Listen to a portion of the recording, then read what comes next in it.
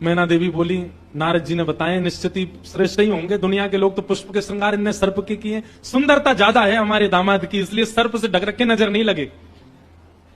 श्रृंगी भृंगी से कही, नेक तो कहो दुल्हा मुखमंडल दिखाए। महाराज सर्प की लड़ों को हटा करके जैसे महादेव ने अपना मुख दिखाया, प्रचंड रूप महादेव का देख करके, पूरे मुख पर भस्म लगी हुई थी महादेव के, और भस्म लगा करके तो वैसे हाउ बिलाउ सा लगता व्यक्ति, वो भी महादेव। भस्म लगी है, भस्म के ऊपर ही काजल लगे, भस्म के ऊपर ही पान चबा रखा, मुख से महाराज लाल लाल लर निकल रही हैं। ऐसे विचित्र महादेव को देख करके मैना देवी तो वहीं मूर्छित होकर के गिर गई, हाथ से थाली वाली गिर गई, चीख मार करके जितनी सखियां थी सब भागी वहां से। महादेव ने श्रृंगी भृंगी को देखा, श्रृंगी भृंगी तो आश्चर्यचकित पड़ गए। महादेव बोले, तुम लोगों के मुख इतने मुरझाए से क्यों लग रहे हैं? बोले, भगवान स्वागत करने आई थी, ये तो मूर्छित ही हो गई। महादेव बोले, सब नगरों के अपने अपने रिवाज हैं, यहां मूर्छित होना ही रिवाज होता होगा, दुल्हा को देखते ही सासू मां मूर्छित हो जाती, यही रिवाज होगा।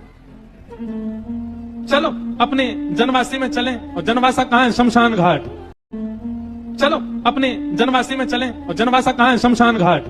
जनवासा बनवाया था लेकिन वहां नहीं गए, जहां पर जा सारी बारात वहीं पर जाएगा दूल्हा, और सारी बारात कहां है? वो तो शमशान में। शमशान में जाकर के दूल्हा राजा बैठ गए, और बार बार श्रृंगी भृंगी से कहे, कोई कमी तो नहीं? बोले, नहीं, बहुत बढ़िया है, सब बिल्कुल बढ़िया है। भगवान नारायण बोले, भैया अब हमको चलना चाहिए, महादेव से बात करनी चाहिए, ये तो ऐसे तो काम बनेगा नहीं, ऐसे ब्याह कैसे होगा। नारायण भगवान गए, और भगवान जाकर के शमशान में बैठे महादेव से जाकर के बोले, यहां क्यों बैठे हो आप? बोले, नगर में कोई है ही नहीं तो कहां जाएं, यहीं बैठेंगे, नगर तो पूरा खाली पड़ा है, कोई है ही नहीं स्वागत करने के लिए। एक माता जी जरूर आई थी, जो बता रहे थे, वो हमारी सासू मां, वो भी मूर्छित। बोले, मूर्छित हो गई? शंकर जी बोले, मूर्छित नहीं हुई, सत्यता हम बता रहे हैं आपको। तो क्या हुआ था? बोले, हमने उनकी थाली की ओर देखा, थाली में वो जल का लोटा लेकर के खड़ी थी, जल का लोटा उन्होंने फेंक दिया। क्यों फेंक दिया? उन्होंने सोचा जब हमारे दुल्हा की जटा से ही गंगा निकल रही है तो इनको सामान्य लोटा क्या दिखाएं हम, इसलिए उनका लोटा गिर गया।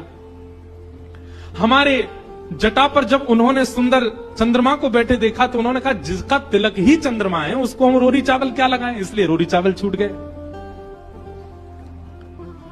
नारायण भगवान बोले, हमने सुना आपकी सासू मां मूर्छित हो गई।